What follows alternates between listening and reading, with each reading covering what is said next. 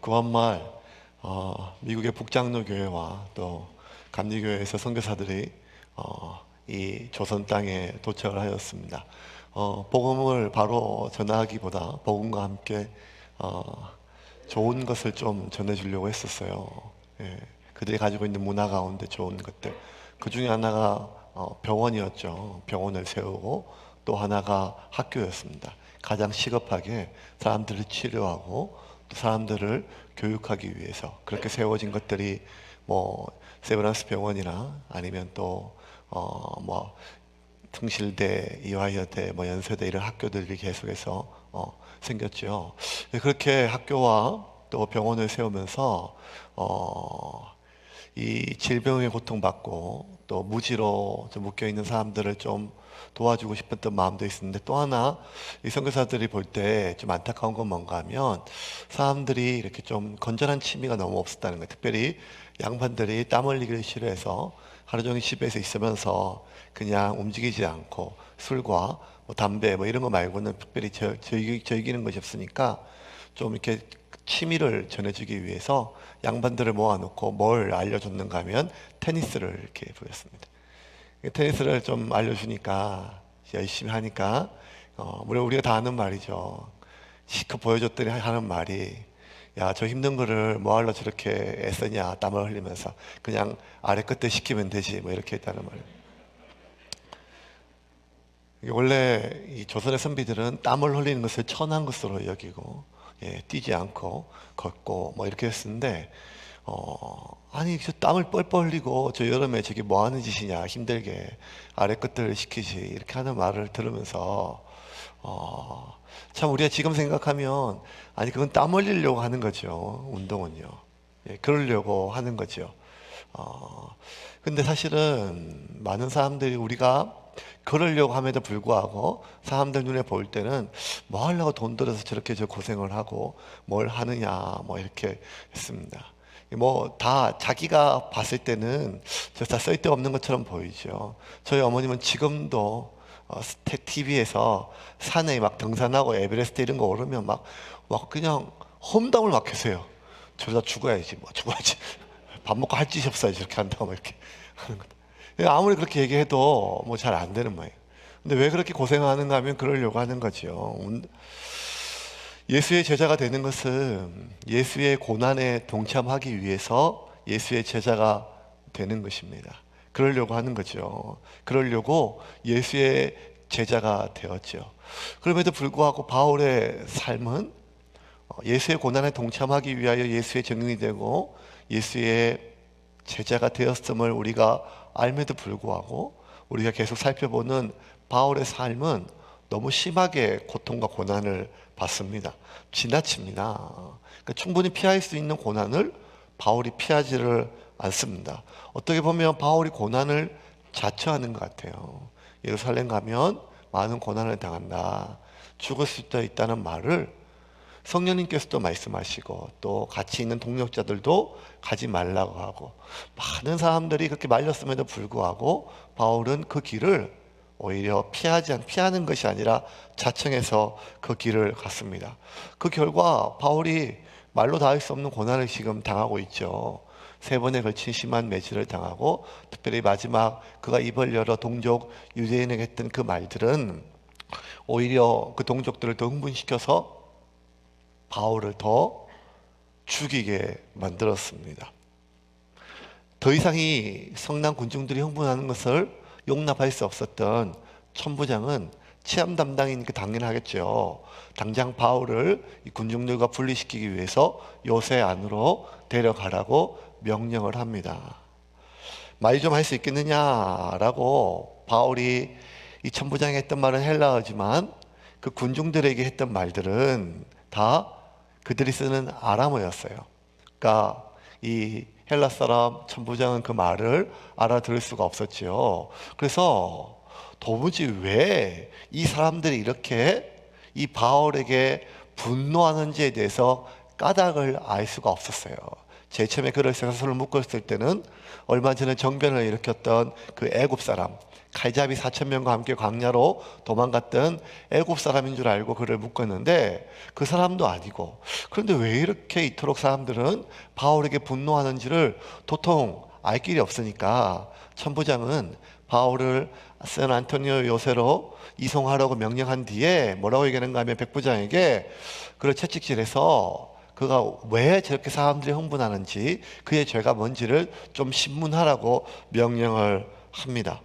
근데 24절입니다. 24절 같이 한번 보겠습니다. 오늘 말씀 같이 읽겠습니다. 천부장이 바울을 영내로 데려가라 명하고 그들이 무슨 일로 그에 대하여 떠드는지 알고자 하여 채찍질하며 신문하라 한대. 근데 여러분, 뭐 우리가 예수님의 고난을 많이 들었고 또 공부했기 때문에 이 로마의 채찍에 대해서는 기본적인 상식이 좀 있죠. 그 로마의 채찍은 체벌하는 무기가, 체벌하는 도구가 아니라 살상 무기였어요. 살상 무기. 그러니까 그 채찍, 가죽으로 된 긴 채찍 끝에 쇠 조각이나 뼈 조각을 박아 넣어가지고 그것이 때리면 사람의 살에 박히면 근육이나 살점이 같이 떨어져 나오는, 그러니까 피부 조각이 찢겨 나가고 근육이 파열되고 살점이 떨어져 나오는, 심지어 뼈에 박히면 뼈가 쪼적이 나오는 그런 살상 무기였어요. 그래서 채찍질하여 신문하라, 이 말은 고문하라는 말이에요. 고문하라는 말. 고문에서 그놈이 도대체 어떤 악질범이길래 이토록 사람들이 흥분하는가 고문해서 알아내라는 말이죠. 근데 사실 이 채찍질은요, 심하게 맞으면 사람이 죽거든요. 그래서 이 바울을 채찍질하고 고문해서 신문하라는 말은 그렇지 채찍질 하다가 죽어도 괜찮다는 말이에요. 이 무시무시한 말이죠. 그 말을 듣고 이미 만신창이가 된 바울을 백부장은 채찍질하기 위해서 묶습니다. 그 당시에 로마의 상황을 좀 보면 양쪽 기둥에다가 두 팔을 하늘로 이렇게 묶습니다. 못 가리게 이렇게 가죽줄로 이렇게 양쪽을 묶어가지고 이제 온몸을 채찍질을 하는 거죠. 그래서 이제 바울도 양쪽 손을 기둥에 이렇게 가죽줄로 또 묶이게 됩니다. 근데 바울이 그렇게 묶이면서 백부장이 깜짝 놀랄 얘기를 해요. 그 얘기가 25절입니다. 25절 같이 보겠습니다. 가죽줄로 바울을 매니 바울이 곁에 서 있는 백부장더러 이르되 너희가 로마 시민 된 자를 죄도 정하지 아니하고 채찍질할 수 있느냐 하니. 야, 너희가 로마 시민 된 자를 어떻게 해? 이 말은 뭔가 하면 나 로마 시민권자다. 근데 로마 시민권을 가지고 있는 나를 죄가 확정되기도 전에 이렇게 채찍질하고 고문할 수 있느냐? 당시 로마 시민권은요, 지금 무슨 선진국에 있는 시민권하고 비교할 수 없는 거죠. 지금도 호주에 가 있는 친구랑 또 막 이렇게 막 같이 얘기하면 와, 이게 시민권 하나 따기가 얼마나 어려운지, 그렇게 와, 대한민국이 더 좋으니까 이렇게 얘기하고 싶을 정도로 그 뭐 호주든 캐나다든 미국이든 시민권은 그냥 영주권 하나 없으면 쫓겨나야 되고 혜택도 못 받고 뭐 온갖까지. 그래서 그거 뭐 그렇게 대단하다고 그렇게 하는데 나중에 한국에 와 있는 외국인 근로자한테 물어보니까 한국 시민권 따기가 더 어렵다 하더래요. 한국어 능력 자격 시험까지 쳐야 된대요. 우리가 작년에까지 있었던, 올해 갔죠. 우리 부탄에서 왔던 형제 하나 있잖아요. 같이 예배 드렸었잖아요. 예. 부탄이 아니죠. 예. 네팔에서 왔던, 죄송합니다. 벌써 제 마음에서 떠나가지고 이렇게 네팔에서 왔던 그 형제예요. 그래서 다음에 또 오냐 하니까 다음에 다시 들어오기는 어렵대요. 어떻게 올 수 있냐니까 한국 시험을 쳐가지고 한국어 검정 시험을 쳐서 붙어야 돼서 온대요. 그래서 그러면 빨리 한국말 좀 하니까 시험 쳐서 와라 하니까 목사님 한국 사람이 쳐도 떨어질걸요, 그렇게 얘기를 해요. 예, 그러니까 이게 참 시민권 딴다는 게 진짜 쉬운 일은 아니죠. 근데 왜 그렇게 길을 쓰고 따려고 하는가 하면 안 쫓겨나려고.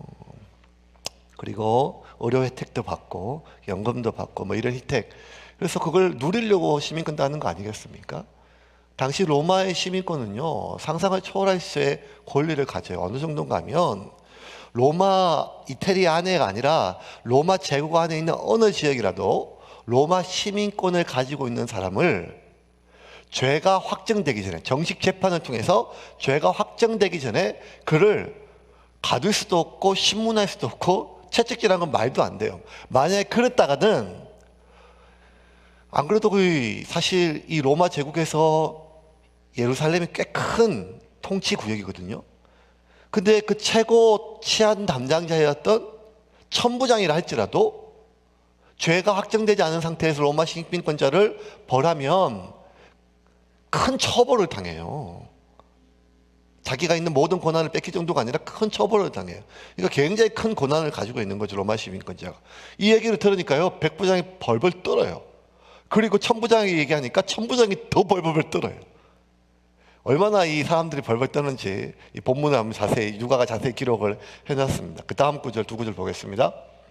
백부장이 듣고 가서 천부장에게 전하여 이르되 어찌하려 하느냐 이는 로마 시민이라 하니 천부장이 와서 바울에게 말하되 내가 로마 시민이냐 내게 말하라 이르되 그러하다. 두 구절 보면 더 자세히 나와요. 첫 번째는 백부장이 듣고 천부장이 저야 이르되 어찌하려 하느냐, 이 말은 뭔가 하면 도대체 어쩌려고 그랬습니까, 이 말이에요. 이게 부하가 상관은 탈 수 있는 말이 아니에요. 근데 왜냐하면 백부장은 천부장이 지금 채찍질 하라 그래가지고 했는데 이제 자기까지 명령에 순종해가지고 이제 큰 처벌을 받게 됐으니까 이 사태를 어떻게 하려, 지금 로마 시민권자다란 말이에요. 27절 다시 한번 읽어볼까요? 아까 그러니까 뭔가 하면 천부장이 와서 바울에게 말하되 세상에 어떤 행정관이 죄수가 자기를 방에 불러서 말하지 자기가 직접 그한테 가서 사람이 어디 있어요?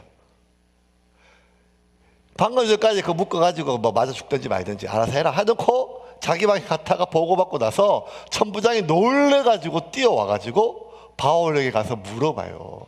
내가 로마 시민이냐, 내게 말하라, 뭐 이렇게 했지만 벌벌, 얼마나 벌벌 떠는지. 왜냐하면 지금 자기 모가지가 날라 정도가 아니라 자기 가족의 모든 것들이 신전의 안전을 보장할 수 없을 만큼 큰 일을 지금 당했습니다. 그러니까 이 큰 일이에요. 바울에게 물어보니까 바울이 내가 시민권을 가진 자다라고 얘기를 해요. 당시 여러분, 로마의 시민권은요, 시민이라 하면 특별히 로마 시민을 알 수 있는 방법이 없어요. 왜냐하면 로마 사람, 이태리 사람은 로마 사람 시민권이 아니라 로마 제국 안에 있는 많은 사람들이 로마 시민권을 가지고 있었기 때문에. 근데 로마 시민들의 정식 복장, 이렇게 토가라고 하는, 이렇게 여러분 텔레비전에 보면, 영화나 이런 데 보면 이렇게 한쪽 어깨가 이렇게 쭉 늘어져 있는 그 정식 복장 있잖아요. 그게 이제 로마 시민인데, 로마 시민들도 평상시엔 잘 안 입어요. 예, 우리도 한복 입고 지금 안 오잖아요, 예배. 이런 것처럼. 그 평상시에는 안 입어요. 그 아주 굉장히 부정스러우니까. 그러면 로마 시민권을 지금처럼 아이디 카드를 가지고 다니는 것도 아니고, 그거는 자기가 로마 시민권을 받았던 그 행정기관의 등기 보관소에 있어요. 요렇게 로마는 법률이나 행정체계가 굉장히 잘 돼 있어가지고 등기 보관소가 따로 있어. 지금보다 아마 신호동 보관소보다 훨씬 더 잘 돼 있을 것 같아요. 그러니까 이걸 알 수 있는 방법이 없어요. 그러면 어떻게 로마 시민권인지 아는가 하면 본인이 로마 시민권자라고 얘기하는 수밖에 없어요. 그러면 나도 시민권자다, 나도 시민권자다 얘기하면 되잖아요. 근데 그렇게 얘기할 수 없는 게 뭔가 하면 로마 시민권이 가지고 있는 권리가 너무 막강해서 로마 시민권자를 사칭하면 바로 사형이에요. 바로 사형이에요. 그러니까 아무도 자기가 함부로 그냥 오늘 술 한잔 먹고 도망가려고 이렇게 로마 시민권을 사용할 수는 없는 거죠. 왜냐하면 사형이니까요. 사형이에요. 그러니까 이 벌이 엄하니까 아무도 함부로 로마 시민권자를 입에 돌리지 않는데 다시 한번 물어봐요. 네가 정말 로마 시민권을 가졌냐? 그러니까 로마 시민권을 가졌다고 얘기를 해요. 그 당연히 벌벌 떠지요. 그래서 다시 또 물어봐요. 야, 나는 로마 시민권을 사기 위해서 진짜 많은 돈을 썼는데, 여러분, 천부장이 최고 치안 담당자인데 얼마나 돈이 많겠어요? 왜냐하면 권력자들이 얼마나 많은 뒷돈을 받았겠어요. 자기가 본전을 뽑아야 되니까. 그럼에도 불구하고 부담스러운 돈이 많은 돈을 썼다고 해요. 근데 너는 어떻게, 너는 보니까 지금 행색도 아닌데 그렇게 로마 시민권을 가졌냐 하니까 바울이 깜짝 놀라려면 해요. 나는 태어날 때부터 로마 시민권자다. 로마 제국에서 로마 시민권자가 되는 방법 두 가지. 하나는 뭔가 하면 로마 그게 원래 로마 시에 있는 주민이 아니고 로마 제국 안에 있는 사람이 로마 시민권자가 되기 위해서는 전쟁이나 아니면 아주 큰 공을 세운 사람은 특별히 로마 시민권자를 주고 그 시민권을 받은 사람은 자손 대대 시민권자가 돼요. 두 번째는 그 시민권자를 사는 거예요. 당시에도 뭐 돈이 궁했던 그런 황제의 부인이나 뭐 이런 통치 자금이 필요했던 사람들 이렇게 이걸 통해 가지고 로마 시민권을 팔았어요.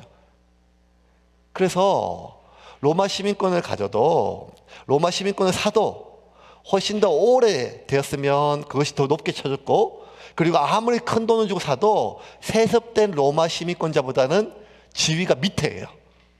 그러니까 나면서부터 내가 로마 시민권자다 이 말은 내가 너보다 높다 이놈아 이런 뜻이에요. 그러니까 지금 발등에 불이 떨어졌어요. 참 희한하죠. 로마는 진짜 이 시민권이 얼마나 높은지 벌벌벌 떨었어요. 얼마나 이 벌벌벌 떨었는가 하면 28절 29절 이야기하는 내용들 속에서 좀 자세히 나와요. 28절 29절 한번 보겠습니다. 같이 읽겠습니다. 천부장이 천부장이 대답하되 나는 돈을 많이 들여 이 시민권을 얻었노라.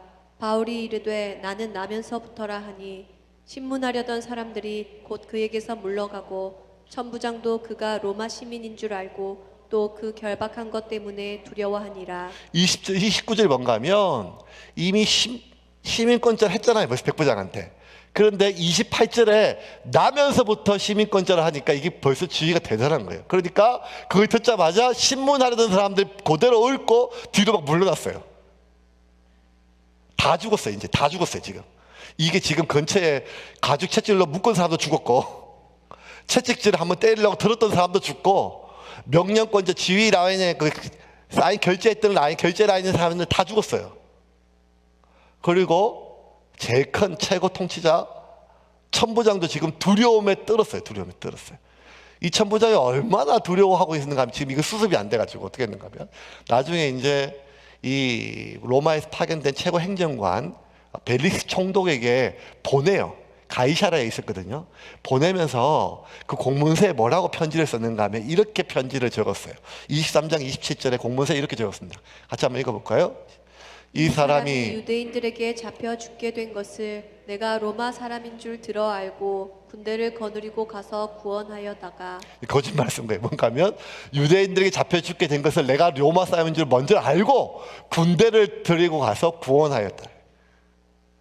반대였죠. 채찍질에서 죽어도 괜찮다 이렇게 해놓고 나중에 수습이 안 되니까 지금 온 사방에 지금 총독한테 자신의 좀 살려달라고 이렇게 문서로 남길 정도로. 그러니까 지금 엄청난 일이 벌어졌어요. 그 말은 뭔가 하면 바울이 가지고 있는 이 로마 시민권이요, 이 정도의 힘이 있다는 거예요. 바울은 채찍질 당해서 이제 거의 죽게 됐거든요.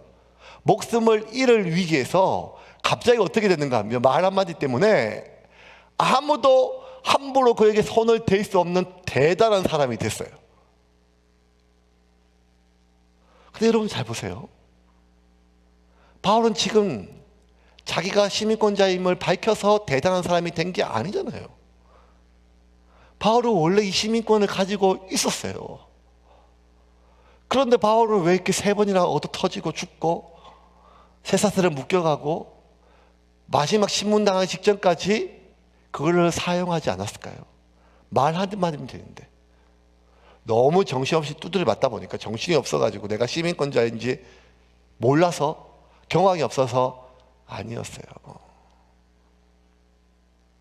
바울은 처음부터 자신이 로마 시민권자임을 밝힐 마음이 없었어요. 이 말은 처음부터라 하면 바울이 매 맞는 것이 이번이 처음이 아니잖아요. 바울이 매 맞다가 죽게 된 것이 이번이 처음이 아니란 말이에요. 그 모든 선교 여정 가운데 바울이 매를 안 맞고 떠난 도시가 손에 꼽을 정도로 귀했잖아요. 인간 이하의 대접을 당하고 모욕을 당하고 무시를 당하고 맞고 쫓겨나고 침매점 당하고 고문당했던 일이 부지기수인데 바울은 그냥 그 성에 들어가서 내가 로마 시민권자다 한번 하면 끝이에요. 그냥 최고 치안 담당자도 뒤로 물러서고 벌벌 떨는 로마의 권한을 가지고 있으면서도 왜 바울은 사용하지 않았어요? 단 2번 사도행전 2번 나와요. 빌립보 감옥에서 시큰 얻어 터지고 나와가지고 내가 로마 시민권자인데 너희들이 죄도 정해지지 않은 날 때렸다 하니까 빌립보 최고 책임자가 와가지고 그를 모시고 나가라고 하잖아요. 그리고 이번엔 2번째입니다. 왜 바울은 그 시민권을 사용하지 않았을까요? 바울은 이 시민권을 사용할 생각 자체가 원래 없었습니다. 왜냐하면 바울이 예수의 제자, 예수의 증인, 이 제자의 길, 증인의 길에 들어서는 순간부터 바울은 어떤 마음을 먹었는가 하면 내가 그리스도를 위하여 고난받기를 결정하였습니다. 제자로 살고 그리스도를 증인으로 살기 위해서, 그리고 바울은 제자로 죽고 증인으로 살다가 죽기 위해서 이 길에 들어섰습니다. 바울은 세상 모든 사람들이 원하는 것처럼 안락하고 편안하게 살기 위해서, 고통을 면하기 위해서 예수의 제자가 된 것이 아니라 그리스도와 함께 고난을 당하며 그리스도를 위하여 제자고 증인으로 살고 죽기 위하여 이 길에 들어섰지요. 만약 그렇게 안락한 길과 편안한 길을 바울이 원했다면 이 길에 들어서지 않았습니다. 아니, 정확하게 얘기하면 이 길에 들어서서는 안 되죠. 요즘에 하도 1인 방송이 많아가지고 유튜브나 이런 데 보면요, 캠핑이 굉장히 많이 이렇게 이야기가 나와요. 그리고 이제 막 사람들이 막 자기 브이로그라 해서 막 올려, 캠핑 같은 것들 해가지고. 캠핑 가는데 뭐 그렇게 장비가 많은지 막 이것저것 해가지고 막 해요. 그래가지고 그래서 막 이렇게 불도 피우고 뭐 이것도 하고 저것도 하고 막 이렇게 해요. 그렇게 나섰다가 하는데 사실 뭐 집 나가면 고생이잖아요. 그런데도 막 불 피우고 막 잘 씻지도 못하고 벌레 나오고 자는 것도 뭐 텐트 치고 하니까 뭐 잘 막 설치고 막 이렇게 해요. 다 올리면 사람들이 막 댓글을 이렇게 달아요. 그 돈으로 호텔을 가라. 뭐하러 고생하냐? 뭐하러 고생하냐? 뭐하러 집에서 편하게 꾸먹고 집에서 편하게 씻고 집에서 편하게 자지 뭐하러 그 고생을 하느냐? 그런데 똑같은 마음이죠. 그러려고 캠핑을 하는 거죠. 그러려고 캠핑하는 것입니다. 교회 앞에 보면 부영 한가운데 땅이 좀 넓은 땅 공터가 있어요. 텃밭이라 그래가지고 우리 선교원도 한 요만한 평을 이렇게 해가지고 선교원 아이들이 농사를 져요. 지들이 뭘 짓겠어요. 교사들이 애를 써죠. 깜짝 놀라요. 한 번씩 가면 잡초가 제 키만큼 올라가 있어요. 이렇게. 선교원 거라고 편말을 떼면서 죽겠어요. 창피해가지고. 마치 아버님 무덤 벌초 안 한 거 매로 이렇게 갈 때마다 죄송스럽고, 교회 이름에 먹칠하는 그 이렇게. 근데 여러분 농사 져봐서 아시잖아요. 저도 안양에 있을 때 집사님이 한 고랑 주셨거든요. 한 고랑. 아, 풀이 왜 이렇게 빨리 자라는지 모르겠어요. 돌아서면서 자라고. 그러면 이제 그 풀 뽑다가 여름에 땀을 뻘뻘 흘리면서 이런 생각이 들어요. 내가 뭐 한다고 이거 괜히 받아가지고 그 감자 먹지도 않고 그 고추 따지도 않는데, 이 사람들이 뭐 하려고 평일을 나와가지고 그 여름에 땀을 뻘뻘 흘리면서 풀을 뽑고 이랑을 메고 그거 할까요? 왜 고생을 할까요? 왜 그렇게 땀을 흘릴까요? 그러려고 하는 거죠. 그러려고 하는 거예요. 좀 선선해졌지만 한여름이 되면 애 하나를 등에 지고 또 하나는 유모차를 메고 더운데 마스크 쓰고 애가 마스크 벗으려면 다시 씌우고 뭘 가는데 말을 안 들으니까 애를 혼내다가 애가 울면 엄마도 울고 같이 울다가 뭐 하다가 안쓰럽죠. 그런데 그 애기 엄마를 보고 이렇게 얘기하는 사람은 없어요. 아니 뭐하러 나와가지고 이 고생을 하냐. 애 없으면 편한데 뭐하려고 애를 낳아가지고 이 고생을 하냐 라고 묻는 사람은 아무도 없죠. 그것이 캠핑이든 그것이 텃밭이든 그것이 아이를 낳아서 키우든지 간에 뭐든지 간에 고되지요. 고생이 돼요. 힘들어요. 하지만 그 고생보다 그 고된 것보다 더 큰 목적이 있어서 그것을 선택하고 그 일을, 그 고생을 낙으로 여기고 하는 것이 아니겠습니까? 그럼 우리가 이제 좀 솔직해져야 될 필요가 있죠. 우리가 여러분 여기 모여있는 사람들 예수를 믿게 된 각각의 이유는 다 다를 거예요. 각각 각자의 이유가 있을 거예요. 어떤 사람은 나면서부터, 어떤 사람은 또 친구가 누가 못 사게 그래서 교회 오다 보니까 귀에 인이 박혀서, 어떤 사람은 애가 아파가지고 교회 가면 낫는다 하니까, 어떤 사람은 사업이 너무 안 됐는데 뭐라도 붙잡으려고 하는데 기도할 때가 필요해가지고, 어떤 사람은 마음이 너무 심란한데 이 마음에 좀 평안을 얻으려고, 어떤 사람은 잠이라도 좀 편안히 자려고, 뭐 온갖 이곳에 모여있는 사람들이 각각 다 예수를 처음 믿게 되고 만나게 된 그 이유는 다 다르겠죠.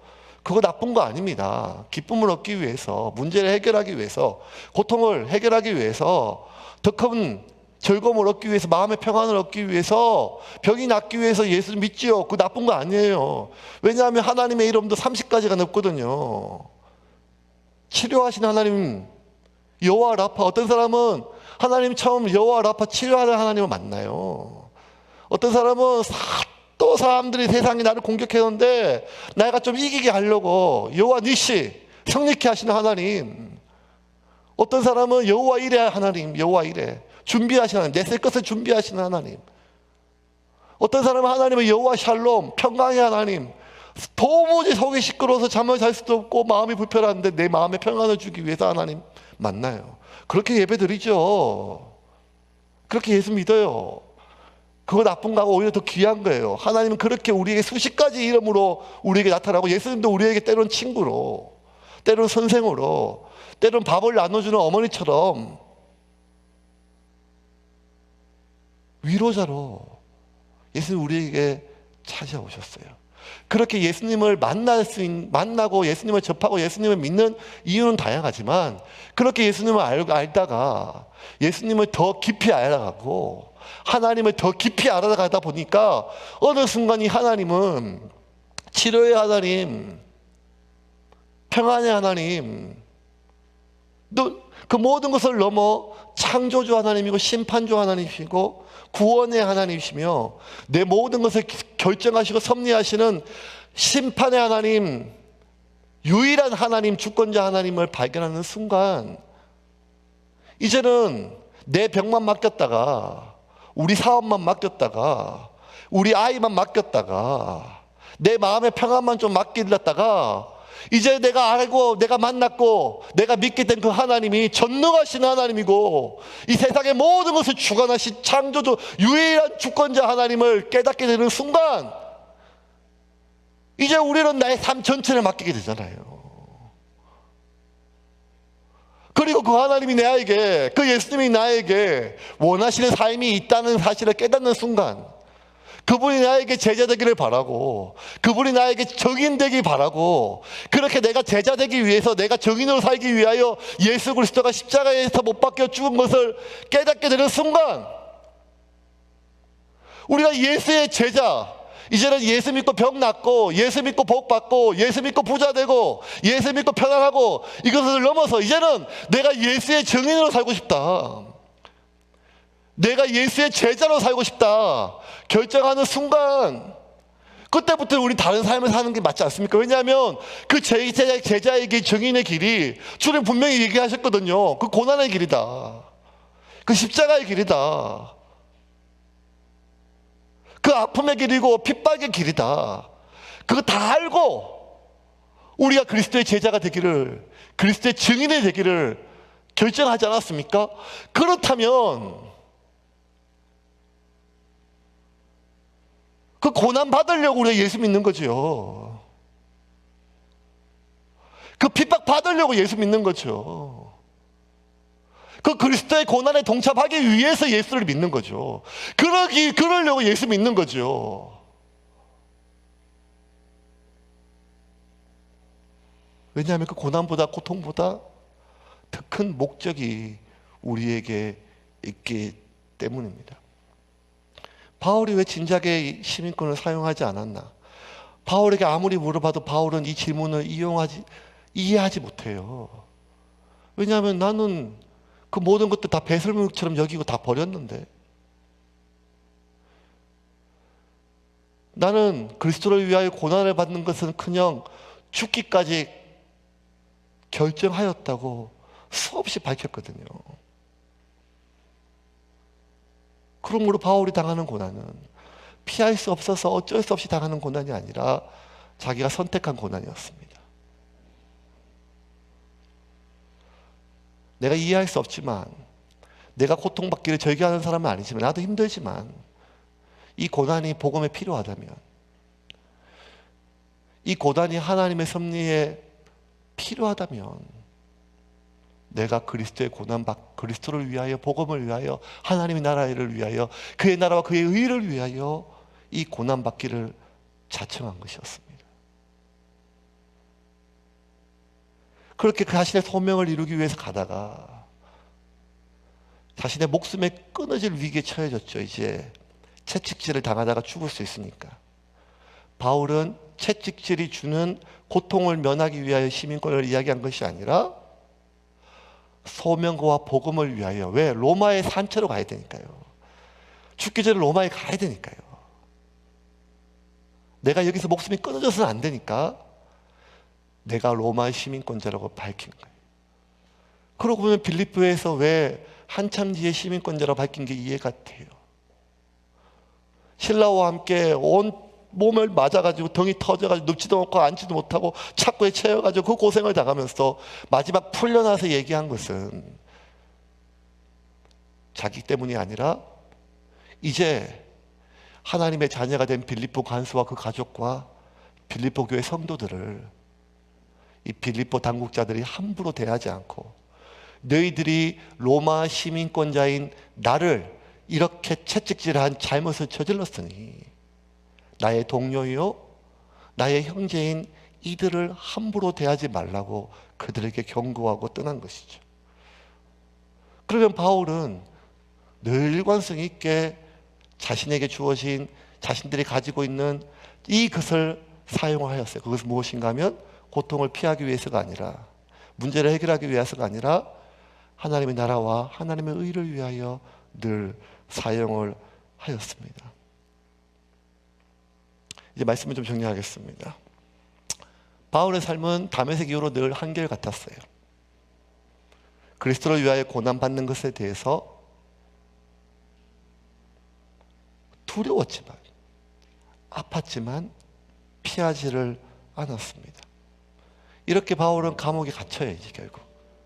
그렇게 감옥에 갇히고 감옥에서 말로 다 할 수 없는 고난을 계속 당하면서 또 편지를, 골로새에 있는 골로새 교인들에게 편지를 쓰면서 바울은 이렇게 적었습니다.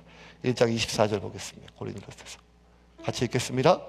지금 나는 여러분을 위해 받는 고난을 오히려 기뻐하며 그리스도께서 자신의 몸인 교회를 위해 받으신 고난의 남은 부분을 내 몸으로 겪고 있습니다. 여러분, 바울은 하나의 비밀을 깨달았는데 뭘 깨달았는가 하면 그리스도께서 자신의 몸인 교회를 위하여 받으신 고난에 고난을 남겨두셨대요. 교회가 마땅히 받아야 될, 교회를 위하여 받아야 될 고난을 다 받으시면 되는데, 아니 더 이상 어떻게 할 수 없으면 고난 받으셨음에도 불구하고 그 고난을 남겨두셨대요. 왜 고난을 남겨두셨을까요? 나만 고통당하는 게 억울해서? 아니죠. 그 고난을 남겨두신 이유는 그 고난의 남은 몫을 우리 제자들이 감당하고 고난 뒤에 오는 그리스도의 영광에 동참하기 위함이었죠. 그래서 바울은 고통스럽고 힘들지만 기쁘게 이 고난을 담당한다고 하였습니다. 그렇게 보면 믿음의 수많은 사람들은 피할 수 있는 고난을, 막을 수 있는 고난을 오히려 자청해서 당하며 믿음이라는 이름으로 견뎠습니다. 낙을 누릴 수가 있었지만, 많은 사람들로부터 박수와 갈채, 인정을 받을 수 있었지만 멸시와 혐오와 그 수많은 인간이와의 대접을 당하면서도 그들은 그 길을 믿음으로 갔습니다. 히브리서 기자는 11장 24절 26절 이렇게 말했습니다. 제가 읽겠습니다. 히브리서 11장 24절부터 26절까지. 믿음으로 모세는 장성하여 바로의 공주의 아들이라 칭함받기를 거절하고, 공주 아들이라고 하면 왕자면 다 해결이거든요. 근데 거절하고 도리어 하나님의 백성과 함께 고난받기를 잠시 죄악의 낙을 누리는 것보다 더 좋아하고, 그리스도를 위하여 받는 수모를 애굽의 모든 보화보다 더 큰 재물로 여겼으니 이는 상 주시는 임을 바라보미르라. 그러면서 히브리서 11장에 보면 바울이 썼다고 알려진 이 히브리서에 바울은 수많은 사람들을 우리에게 얘기했습니다. 제가 그들을 읽을게요. 11장 33절부터 들으세요. 그들은 믿음으로 나라들을 이기기도 하며 의를 행하기도 하며 약속을 받기도 하며 사자들의 입을 막기도 하며 불의 세력을 멸하기도 하며 칼날을 피하기도 하며 연약한 가운데서 강하게 되기도 하며 전쟁에게 용감하게 되어 이방 사람들의 진을 물리치기도 하며 여자들은 자기들의 죽은 자들을 부활로 받아들이기도 하며 또 어떤 이들은 더 좋은 부활을 얻고자 하여 심한 고문을 받되 구차히 풀려나기를 원하지 아니하였으며 또 어떤 이들은 조롱과 채찍질뿐만 아니라 결박과 옥에 갇히는 시련도 받았으며 돌로 치는 것과 톱으로 켜는 것과 시험과 칼로 죽임을 당하고 양과 염소의 가죽을 입고 유리하여 궁핍과 환난과 학대를 받았으니 이런 사람은 세상이 감당하지 못하느니라. 그들이 광야와 산과 동굴과 토굴에 유리하였으나 이 사람들은 다 믿음으로 말미암아 증거를 받았으되 약속된 것을 받지 못하였으니 이는 하나님이 우리를 위하여 더 좋은 것을 예비하셨은즉 우리가 아니면 그들로 온전함을 이루지 못하게 하려 하심이라. 이러므로 우리에게 구름같이 둘러싼 허다한 증인들이 있으니 모든 무거운 것과 얽매이기 쉬운 죄를 벗어버리고 인내로서 우리 앞에 당한 경주를 하며 믿음의 주여 또 온전하게 하시는 이인 예수를 바라보자. 그는 그 앞에 있는 기쁨을 위하여 십자가를 참으사 부끄러움에 개의치 아니하시더니 하나님의 보좌 우편에 앉으셨느니라. 너희가 피곤하여 낙심하지 않기 위하여 죄인들이 이같이 자기에게 거역한 일을 참으신 일을 생각하라. 너희가 죄와 싸우되 아직 피 흘리기까지는 대항하지 아니하고. 바울뿐만 아니라 대부분의 사람이 이렇게 싸웠대요. 대부분의 사람들이 믿음으로. 그래서 하나님은 그들을 보시고 그들의 하나님이라 불리는 것에 대해서 부끄러워하지 않으셨답니다. 12장 6절입니다. 제가 읽겠어요. 16절. 그들이 이제는 더 나은 본향을 사모하니 곧 하늘에 있는 것이라. 이러므로 하나님이 그들의 하나님이라 일컬음 받으심을 부끄러워하지 아니하시고, 교회 다니는 것이 부끄럽고 목사라는 것이 부끄럽고 개독이라고 하는 것이 부끄러워 이런 차원의 문제가 아니라 하나님이 그들의 하나님이라 일컬음 받기를 불리기를 부끄러워하지 않았단 말은 자랑스러워 하셨단 말이에요. 왜? 그들은 적어도 자신을 속이진 않았단 말이에요. 예수의 제자가 되는 길이 어떤 길인지 알고 왔다는 거예요. 예수의 증인이 되는 것이 어떤 길인지 알고 왔단 말이에요. 그러면 그 길을 가기 위해서 어떤 대가 지불을 하는지를 알고 왔단 말이에요. 그러면서 그들은 적어도 자신을 속이지는 않았단 말이에요. 예수 때문에, 그리스도 때문에 불편한 것을 싫어하고 손해보는 것은 더 싫어하고 복잡해지고 불편해지는 것은 더 싫어하며 피곤해지는 것이 싫은 사람은 예수의 제자가 될 수가 없습니다. 아니 솔직하게 얘기하면 피곤해지는 것, 예수 때문에 불편해지는 것, 예수 때문에 고난은커녕 복잡해지는 거 싫어하면서 자기가 예수의 제자라고 믿는 것은 착각 중에 착각이고, 그런 사람의 하나님이라 불리는 것을 하나님이 부끄러워하신다고 해요.